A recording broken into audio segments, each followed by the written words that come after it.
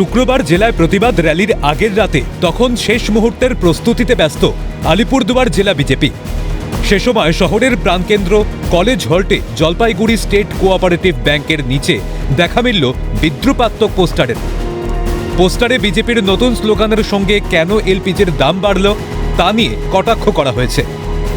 Paschimbanga Trinamool Congress IT এবং social media শাখা সংগঠনের তরফে এই পোস্টার দেওয়া হয়েছে বলে উল্লেখ করা হয়েছে। প্রসঙ্গত উল্লেখ্য, এই ব্যাংকে চেয়ারম্যান প্রাক্তন তৃণমূল বিধায়ক। খুব স্বাভাবিকভাবে এই পোস্টারকে ঘিরে শুরু হয়েছে রাজনৈতিক তরজা। বিজেপি নেতৃত্ব বলছে ভয় পেয়েই এ ধরনের কাজকর্ম করছে তৃণমূল।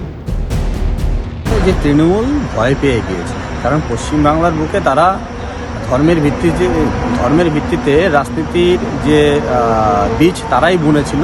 তো আজকে পশ্চিমবাংলার সনাতনী হিন্দুরা জেগে গেছে, তাই রামনবমীতে সেটা স্পষ্ট হয়ে গিয়েছে। তাই তৃণমূল ভয় পাওয়ার দরুন তাদের সোশ্যাল মিডিয়া বা আইটি ডিপার্টমেন্ট বা তাদের কার্যকর্তা বা নেতৃত্বকে দিয়ে এই সমস্ত ভুয়ো পোস্টার তারা লাগাচ্ছে এবং একটা হিন্দু বিদ্বেষী অত এরকম একটা মনোভাব তারা তৈরি করার চেষ্টা করছে। কিন্তু আদৌ এগুলো পশ্চিমবাংলার বুকে বর্তমান পরিস্থিতির সাপেক্ষে আর টিকবে না। তাই যে পশ্চিমবাংলায় নির্দিষ্ট একটি ধর্মীয় মানুষকে তৃণমূল সরকার যেভাবে আজকে প্রশ্রয় দিচ্ছে তাতে পশ্চিমবাংলার ভবিষ্যৎ খুব চিন্তিত।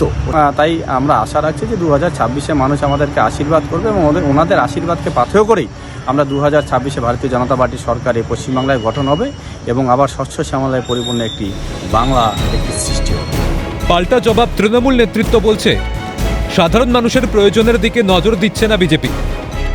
ভারতীয় জনতা পার্টি হিন্দুত্বর জিগির তুলছেন, ধর্মীয় জিগির তুলছেন, কিন্তু ডিজেলের দাম বাড়ছে, পেট্রোলের দাম বাড়ছে, মূল্যবৃদ্ধি হচ্ছে, গ্যাসের দাম বাড়ছে, যার ফলে আমাদের দেশের মানুষের সমস্যা হচ্ছে।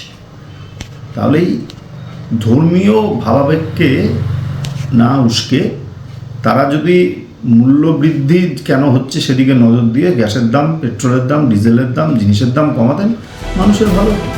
2026-এ কি হবে তা বলবে সময়, কিন্তু তার প্রায় এক বছর আগে থেকেই জেলায় জেলায় শুরু হয়েছে রাজ্যের দুই যুযুধান শিবিরের রাজনৈতিক দ্বৈরথ। আলিপুরদুয়ার থেকে বিশ্বজিৎ চক্রবর্তীর রিপোর্ট, ক্যালকাটা নিউজ।